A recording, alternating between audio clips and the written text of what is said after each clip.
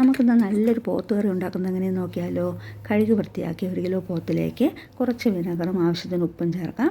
പിന്നീട് 1 സ്പൂൺ മഞ്ഞൾപ്പൊടി, പെരുംജീരകം, കുരുമുളക് പൊടി, ഇഞ്ചി വെളുത്തുള്ളി പേസ്റ്റ്, കുറച്ച് കറിവേപ്പില, കുറച്ച് വെളിച്ചെണ്ണ എന്നിവ ചേർത്ത് നന്നായി മിക്സ് ചെയ്ത് ഒരു കുക്കറിൽ ഒരു 4-5 വിസിൽ വരുന്നത് വരെ നമുക്ക് വേവിച്ചെടുക്കാം. പിന്നീട് ചൂട് കട്ടിയുള്ള ഒരു പാത്രം വയ്ക്കാം. അതിലേക്ക് വെളിച്ചെണ്ണ ഒഴിച്ച് ചൂടാക്കി സ്പൈസസ് ഇട്ട് പൊട്ടിക്കാം. എന്നിട്ട് ഇഞ്ചി വെളുത്തുള്ളി ചതച്ചതാണ് ഞാൻ ചേർക്കുന്നത്. അതൊന്ന് വഴറ്റിയെടുത്തതിന് ശേഷം കുറച്ച് കറിവേപ്പില ഇടാം. പിന്നീട് ഞാനൊരു 1/2 കിലോ ചെറിയ ഉള്ളി കൂടി ചേർക്കുന്നുണ്ട്. അതൊന്ന് ചെറുതായി വഴറ്റുക. അതിനുശേഷം ഒരു 2 സവാള നീളത്തിൽ അരിഞ്ഞത്, നല്ല തിന്നായിട്ട് അരിഞ്ഞതാണ്, അതും കൂടെ ചേർക്കുന്നുണ്ട്. കുറച്ച് പച്ചമുളക് ഇടുന്നുണ്ട്. ഈ ഉള്ളിയും സവാളയും പച്ചമുളകും എല്ലാം നന്നായിട്ടൊന്ന് വഴറ്റിയെടുക്കണം. നല്ല വഴണ്ടതിന് ശേഷം നമുക്ക് പൊടികളിട്ട് കൊടുക്കാം.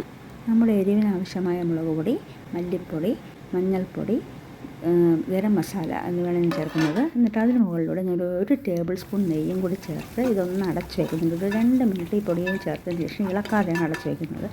അതിനുശേഷം മൂടി തുറന്ന് നമുക്ക് നന്നായിട്ട് മിക്സ് ചെയ്യാം. ഇനി വലിയൊരു തക്കാളി അരിഞ്ഞതും കൂടി ഞാൻ ചേർക്കുന്നുണ്ട്. തക്കാളിയും കൂടെ ചേർത്ത് നന്നായിട്ട് ഇളക്കി കൊടുക്കാം. തക്കാളിയെല്ലാം നല്ല വെന്ത് ഇതിലോട്ട് മിക്സ് ആവണം. പിന്നീട് ഇത് മിക്സായതിന് ശേഷം നമ്മൾ വേവിച്ച് വെച്ചിരിക്കുന്ന പോത്ത് ഇതിലേക്ക് മുഴുവനായിട്ടും തന്നെ ചേർത്ത് കൊടുക്കാം. മസാലത്തോടു കൂടി ചേർക്കണം. എന്നിട്ട് ഇതൊന്ന് മൂടി അടച്ച് വെച്ച് ഒരു 10 മിനിറ്റ് നമുക്ക് തിളപ്പിക്കാം. ഇതിപ്പോൾ നന്നായിട്ട് തിളച്ചിട്ടുണ്ട്. ഇനി കുറച്ച് കുരുമുളക് പൊടി, ഗരം മസാലയും കുറച്ച് കറിവേപ്പിലയും കൂടി ചേർത്ത് ഇളക്കാം. ഗ്രേവി ഒന്ന് നല്ല വറ്റി കുറുകി വരണം. നല്ല ടേസ്റ്റോട് കൂടി പോത്ത് കറി റെഡി ആയിട്ടുണ്ട്.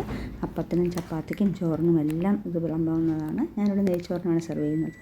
വീഡിയോ ഇഷ്ടപ്പെട്ടാൽ എല്ലാവരും ലൈക്ക്, സബ്സ്ക്രൈബ് ചെയ്യണം, ഷെയർ ചെയ്യണം.